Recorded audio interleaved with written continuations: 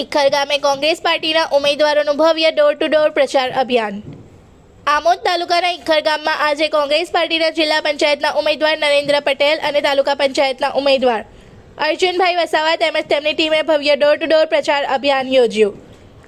આ પ્રચાર અભિયાન દરમિયાન ગામના દરેક ઘરમાં પહોંચીને ગ્રામજનો સાથે સીધો સંવાદ સાધવામાં આવ્યો, જેમાં વિકાસના મુદ્દાઓ, સ્થાનિક સમસ્યાઓ અને ભવિષ્યની યોજનાઓ વિશે વિગતવાર ચર્ચા કરવામાં આવી। ઇખર જિલ્લા પંચાયતના ઉમેદવાર નરેન્દ્ર પટેલે જણાવ્યું હતું કે ઇખર ગામ અને આમોદ તાલુકાના ગ્રામજનોના સર્વાંગી વિકાસ માટે તેઓ પ્રતિબદ્ધ છે। રસ્તા, પાણી, વીજળી, શિક્ષણ અને આરોગ્ય જેવી મૂળભૂત સુવિધાઓને મજબૂત બનાવવા માટે જિલ્લા પંચાયતના માધ્યમથી કાર્ય કરશે।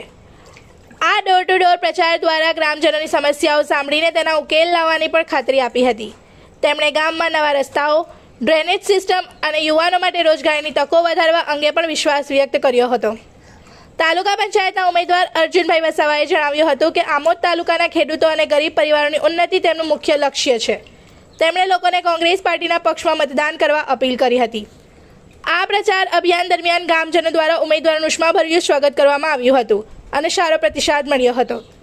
આ કાર્યક્રમમાં ટીમના સભ્યો, કાર્યકર્તાઓ, સ્થાનિક નેતાઓ તેમજ ઇખર ગામના ઉસ્માનભાઈ મીડી, હારૂન હેડી તેમજ ગામના આગેવાનો, સમર્થકો અને મોટી સંખ્યામાં નવયુવાનો હાજર રહ્યા હતા। રિપોર્ટર તસ્લીમ પીરાવાલા। જિલ્લા પંચાયત સીટ તેમજ ઇખર 1 તાલુકા પંચાયત સીટ, ઇખર 2 તાલુકા પંચાયત સીટના પ્રચારાર્થે નીકળેલા છે અને આજ રોજ લોકોનો જનવિશ્વાસ અને લોકોને જે સમર્થન મળી રહ્યું છે એથી લાગે છે કે અમારા તાલુકાની તમામે તમામ સીટ કોંગ્રેસ પક્ષની તાલુકા પંચાયતની સીટ બેસે અને તેમજ જિલ્લા પંચાયતની સીટ બનશે। इस वीडियो को लाइक करें, हमारे चैनल को सब्सक्राइब कर बेल आइकन जरूर प्रेस करें हमारी न्यू वीडियो सबसे पहले देखने के लिए।